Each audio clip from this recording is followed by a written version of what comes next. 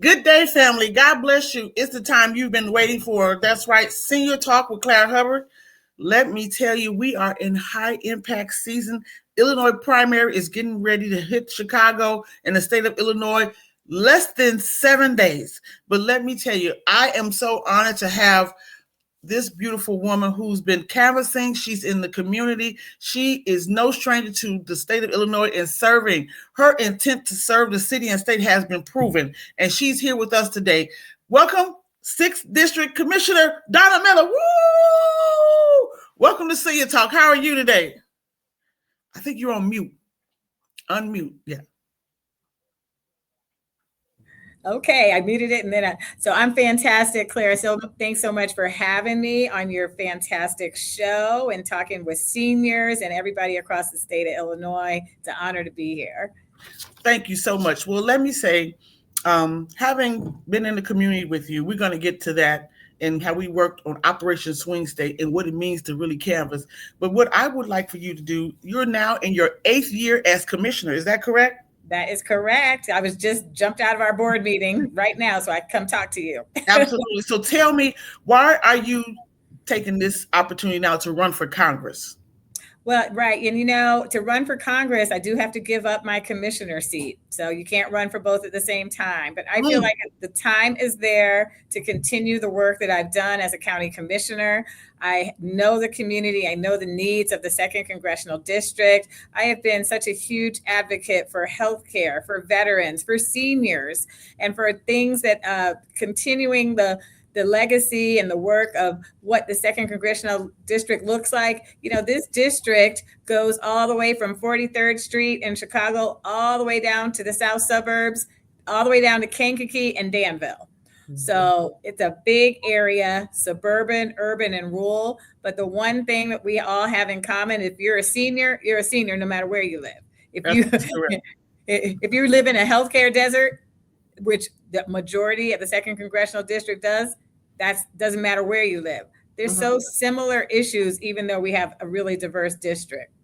Absolutely. So I am very excited for you because let me ask you this question. You have a career in healthcare. Can you share that with us and how you're going to bring that to Washington with your long-standing focus on health equity? Yeah. So, I think that's the big part of my entire career, whether it's been in government, whether it's been in private sector, corporate America, and in nonprofit. I am able to weave all of those together to know what is the best way to look at issues related to healthcare issues. And right now, our government has cut $880 billion from Medicaid. Unfortunately, so many families are going to see the detrimental effects of that sooner rather than later. And I want to bring my level of expertise to Congress to not only replace that, because I do believe we're going to win back the House in 26. So that's going to be a huge plus, but not only put it back, but expand it. We have to be more focused on preventative medicine, preventative care. It's not great that we see in all of our communities, all these dialysis centers and wound clinics and rehabilitations. That means we're not fixing things or doing things on the front end to take care of people. Mm-hmm. And we also need to train more doctors to come to our community. Doctors, healthcare providers, nurses, technicians. We need them to be in our community because they're part of our community. There was a study done, Clara, that said that people do better. I don't know why they had to do this study, but they did a study that people do better when someone from their own community treats them. Mm-hmm. We didn't need a study to prove it, but now it's proven. Right. Study. Okay. So that means we need to train our next generation of young people. They need to come from our community and work in our community. That's what's going to help save us. That's what's going to improve our outcomes. That's what's going to give us better health care. And we can legislate a lot of that on the federal level by putting programs together to train people in these different healthcare related jobs. No matter what happens, whether we have better technology or what have you, all of that still means we still need healthcare. Yes. Well, the topic that is critical is preventive care. And we have to be comfortable with learning. And we do. And I would say I would be more comfortable with someone that would look like me to serve me.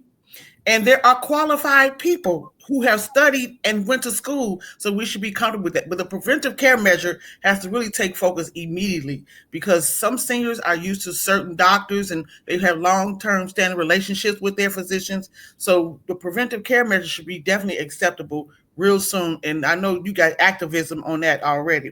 Oh So my God. let me ask you,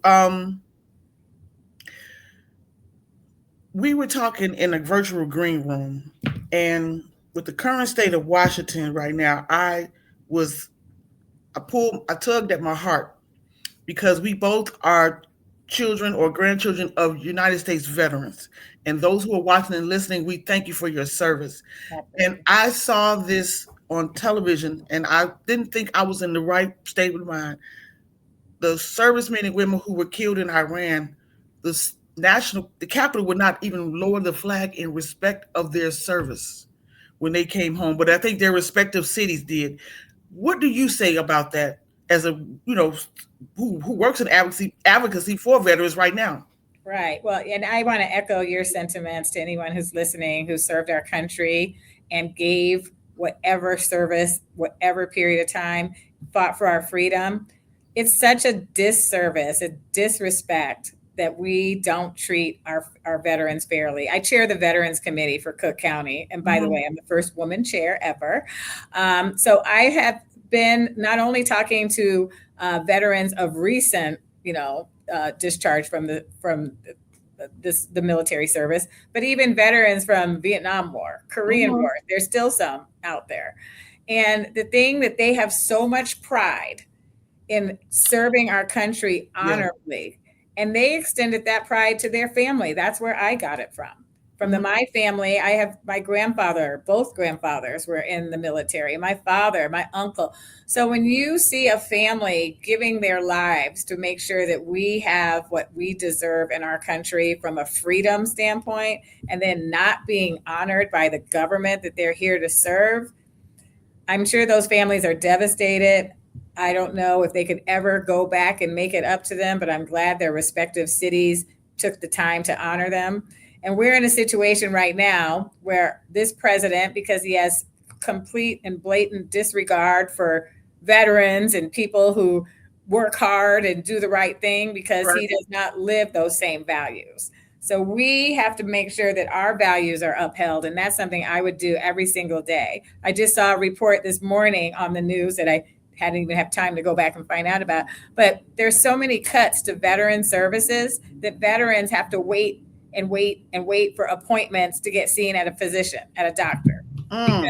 because they've cut the VA hospitals system. That again is another disservice.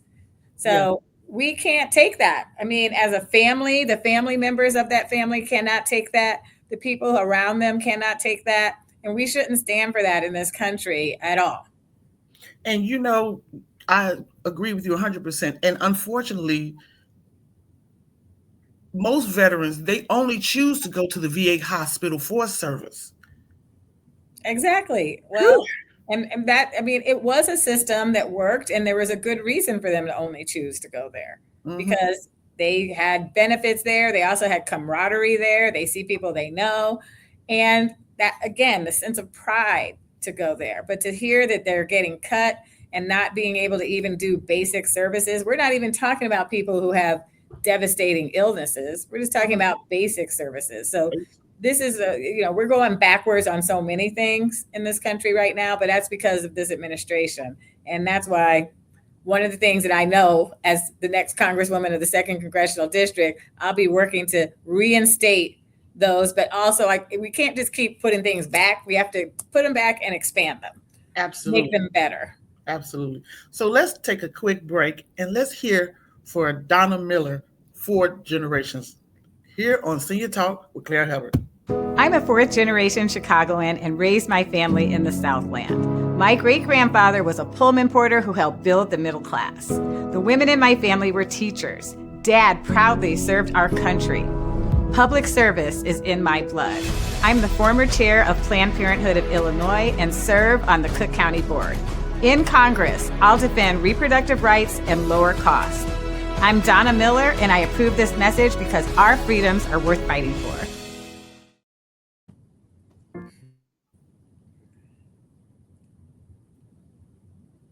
Working in healthcare, I saw too many people ration their medicine they couldn't afford. It's tragic.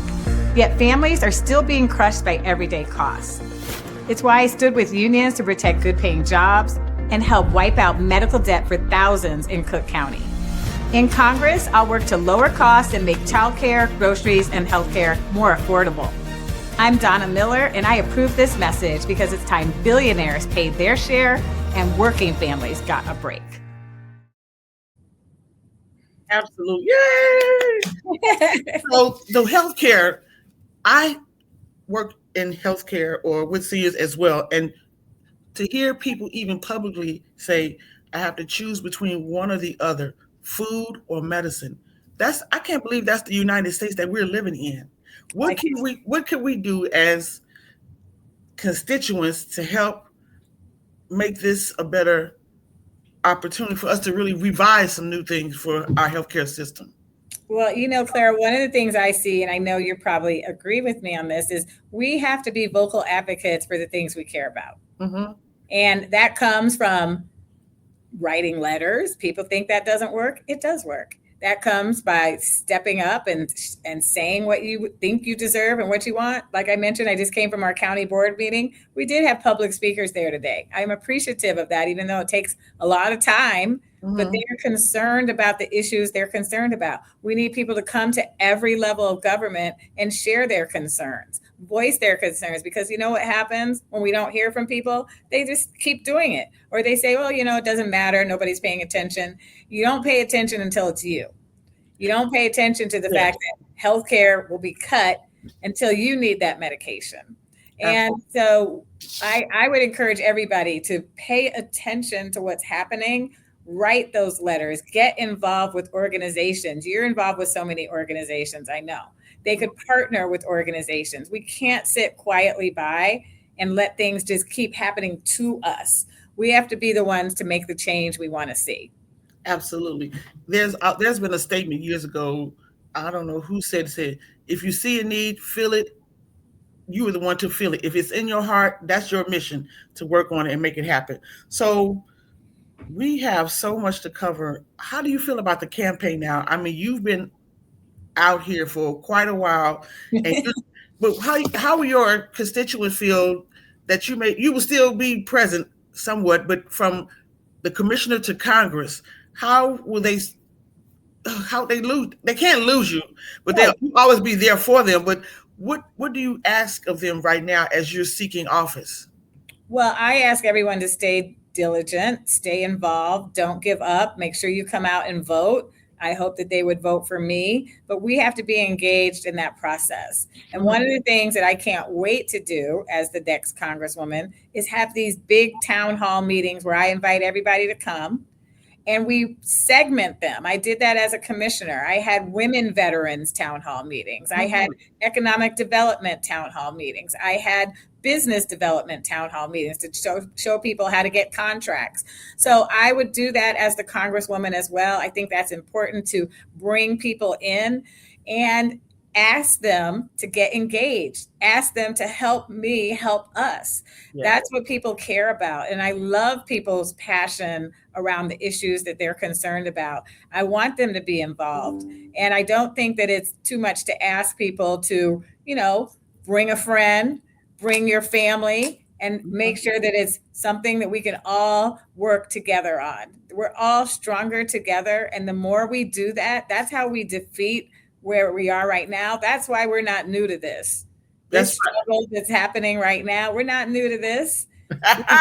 Before, as a people, we need to get back and be re-engaged, get off of the sofa, and come out, be a part of the community. And that's what I'll be going around my entire 2nd congressional district doing. Now I would say now is the time. As we said, we all have taken some footnotes from the services of Reverend Jackson Sr. And is there any one footnote that stuck with you during his services that you said, yeah, that's another reason to keep moving? Sorry, my battery's about to go. But let me plug this in. Okay. One of the things that I took away from the service was when they said, "Send me." Ah, Okay, send yes, me. yes, We got to get back to sending me. yes. Me is all of us. Hold on one second. Sorry.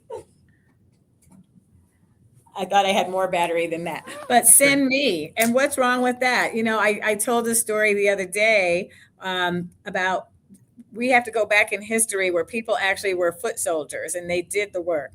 There was a story that you might know and other people might know, but I don't think many people realize that Martin Luther King had a rally at Soldier Field with 75,000 people. Ouch, yes. This was back when we didn't have a cell phone. We barely had, everybody didn't have a car at one time. 75,000 people came from across the entire country to a rally. We didn't have computers. How did they find out about it? They Right. found out about it because they were engaged. We need that level of engagement. I want a rally at Soldier Field with 75,000 people there. Exactly. You know, that's a great statement. And not to take away from your program, but just mentioning, we were talking with some friends and we said we used to be at Push every Saturday. We need to come back and fill those pews to have a plan of action from our headquarters in honor of Reverend Jackson Sr. I think we need to go back to that. That was our nucleus. Every Saturday morning, either you're listening or you're in attendance. One of the two. So we can bring that back. So we can bring that back, or we could bring it to other just within our own neighborhood. That's right. That's you don't want to go there because people don't want to be around people they don't know, or whatever. Tell them to come to your house. Get right. 100 people. Come to my house. Come talk about what we want to talk about. As I've been talking to all these groups, I've been doing different meet and greets with different groups, and I'm like, I want to see you all after the election as well, so we can fix these problems. I love it. I love it. So now that you are in position, when you get to Congress, what are going to be your top 3 issues in the 2nd Congressional District?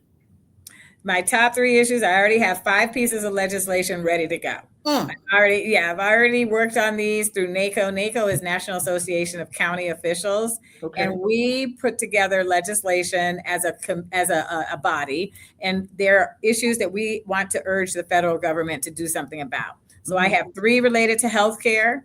1 related to cardiovascular care. We know that's the leading cause of death in this country. We need to do CPR and AED training so we can save someone's life if there's an emergency. Maternal health, I've been working on that for years.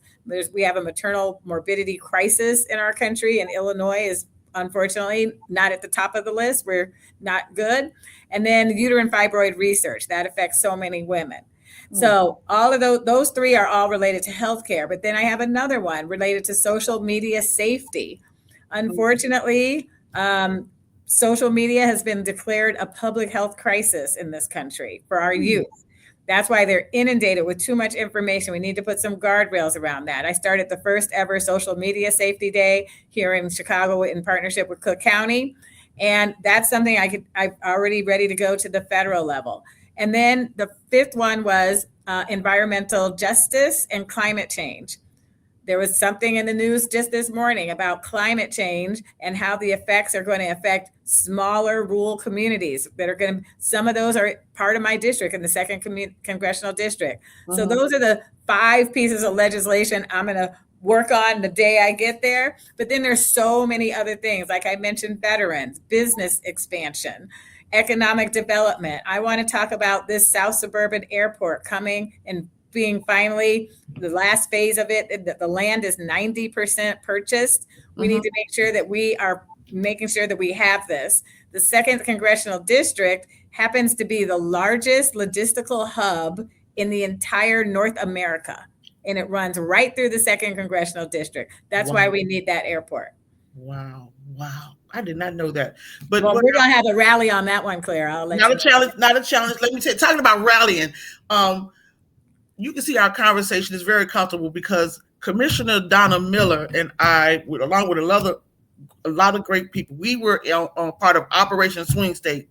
When I tell you, It was something to canvas. It was something to participate in that process, and it just made me appreciate the voting process just a little bit more. I mean, can you talk about canvassing and what it meant? And we tell people, when you knock on doors, it'll make a difference. If you gather together, it'll make a difference. Some people were saying, "Wow, I had no intentions of voting, but you came to my door," and this is real. Some people say, "Well, this is real." People do knock on our doors and come to our communities. Tell us about that participation. I mean, I'm so glad you said that. And that was really a labor of love that we experienced, and we saw democracy in action. Mm-hmm. And I'm really proud of that. I really wish one thing, who knows, this might be something we can put into legislation, that all kids should have to participate in some level of voting or registering people to vote or going out knocking on doors before they graduate from high school. So that's how we would build a sense of community. Mm-hmm. But I love knocking on doors because I love talking to people. I spent every weekend for 8 weeks going to Michigan and knocking on those doors. And now I see the same thing as I'm knocking on doors for the 2nd Congressional District. The other day, I spoke to a young man who said he doesn't like politics and he never votes. And I said, "Why not?" And he said, "Well, because I just don't know. I mean, it's nothing for me." And I gave him some reasons why it should be for him and something to care about. And I said, you have to be engaged. That's why you're going to let things happen to you instead of for you. Wow. And then he said, "You know what? I have never met a politician before. I've never even talked to one." And he was saying, "Okay, now I talked to you. I'm going to go vote for you." Mm-hmm. I was like, "Great. I want you to vote for me, but I also want you, there's other people." And so he's a CTA bus driver. Wow. He told me not only was he going to vote for me, he was going to take some of my pamphlets and pass them out on the bus. I said, "You know what you're going to do when you do that? You're an advocate now." That's what advocacy is. Yes, yes. Working for something you believe in. Absolutely. Well, that is critical. And that's why I can say that this time of year is critical in Illinois. I mean, the weather is on our side. So our radio and tuning, listening viewers, it's time to early vote. You have time now. This is a beautiful day to go early vote. It sure is. It's a beautiful, gorgeous day. And let me tell you, I am so excited because Senior Votes Matter has a total of 6 women who are running for office. How do you feel? I always tell people, I feel like this is the year of the woman and the future is female. So how do you feel about the opportunity what are you hearing in the community right now as you talk to the young man, but what are the other communities, constituents saying to you as you're running? Because like I told you in our green room, I want to say, run down the run. Well, what's amazing to me, and it even shocks me sometimes, that I have been out in the community for such a long time, building relationships. I mean, as I'm seeing some people say, "Oh, hey, I went to school with your son," or my sons went to school with your sons, or "I saw you at this rally," or "I saw you at the No Kings March," or "I saw you here." So I'm like, okay, that is me, because that's how I just get my own energy, by being active. But it really reconfirmed for me that I'm out there and I'm meeting different people in different areas, and meeting people where they are. I don't really know if I like that, meet people where they are. I like to say I'm meeting people because they are there. Uh-huh. And, so because they're there, and that's what I'm hearing when I'm at the polls. I've been at the polls talking to constituents, and I love for people to feel that they can have someone they can touch and feel, that they can actually know. I say I always have an open door policy, even in my campaign for commissioner. I take that with me to Congress. You can't just do things based off of not having intel from actual people. That's why I love bringing groups of people together, and let's activate, let's work together, let's find a solution to our problems instead of always complaining that there's nothing we can do. That's right. And what I would commend, and I'm so excited because there is a commercial, I hope I have it. It's called Donna. What is it? It says, let me just play this commercial. It's something, I want to say it says like Donna don't play or something, but let me just play this commercial. I want everyone to see you in action and hear your words, because as you're speaking, these commercials who you've spent money on are still being a part of your mission as well. I've worked 60 years paying into Social Security so I can retire with dignity. But now I hear Trump and the Republicans want to cut Social Security and Medicare, and it keeps me up at night. That's why I am for Donna Miller for Congress. Donna strengthened protections for seniors, and she'll bring that same respect to Washington. I trust Donna. I'm Donna Miller. I approve this message because seniors deserve the dignity and respect that they've earned. Yes, indeed. So, Donna, I have all the interviews that I've conducted. I always ask two final questions. One, tell us why you believe senior votes matter as we're going into our Illinois primary 2026. Well, seniors' votes do matter because seniors laid the groundwork for where we are today. They know the history. They know why it's important to vote. I saw an 87-year-old woman yesterday at the voting polling location, and she told me she has never missed a vote.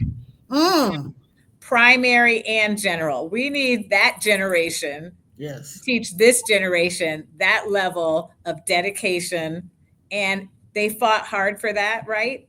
Yes. And now to just throw it away and not vote, we can't.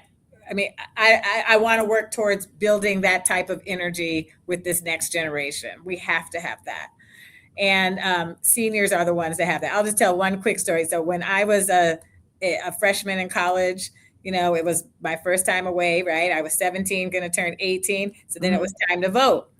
My great-grandmother called me. My grandmother called me. They were like, it's voting day. You better get up and go vote. It started at calling me at 5 o'clock in the morning. We didn't have early voting back then. I mean, I think the polls opened at like 9, normal time. And I said, Grandmama, I mean, the polls aren't even open. She said, well, you just better start getting ready so you're not late. That's the type of energy we need. And we need all the seniors to tell the next generation, tell your grandkids, your kids, your nieces, your nephews, tell them these stories. Don't say, well, I can't make them do anything. Yes, you can. You are the power. You can give them that power because you lived it, you earned it, and we need to respect where it came from.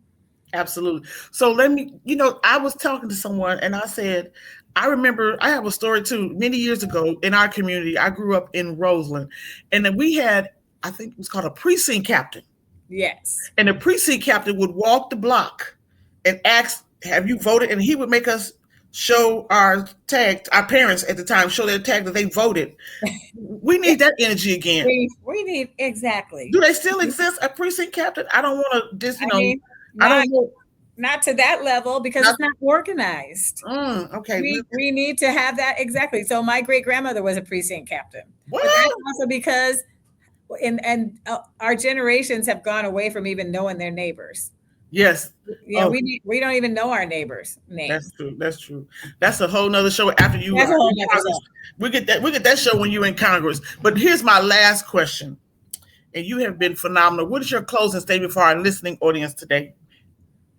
So my closing statement is that it takes all of us to make a difference. I'm running to make a difference, and I need help. I can't do it alone. I always say together we can make a difference. And I believe that. I'm running because I do have the optimism and the hope to make a change and add value to the things that our Constitution is standing on, our democracy was built on, and what our ancestors fought for. Yes. Absolutely. This is my real final question. What's your campaign song that gets you charged every day? What's your campaign theme song? So my son's a little DJ now, so I hope he can put together a compilation, but all I do is win, no matter what. Absolutely. Everybody stand up. Right. And they stay there.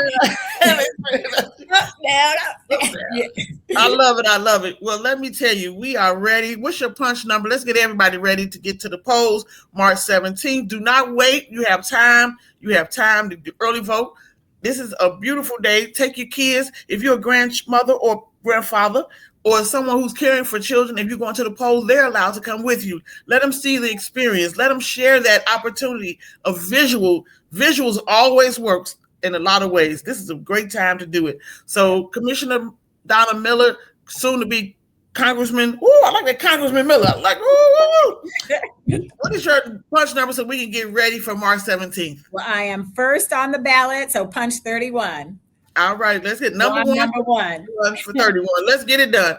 And it's been a pleasure to be with you. We should always get together at least every quarter because we see each other in the community a lot of times, and now is the time. So everyone, thank you for making us a part of your day. Our candidate today was Donna for Congress. She's currently 6th district commissioner, but she's going to the 2nd district for Congress. Yes. I got that out the way.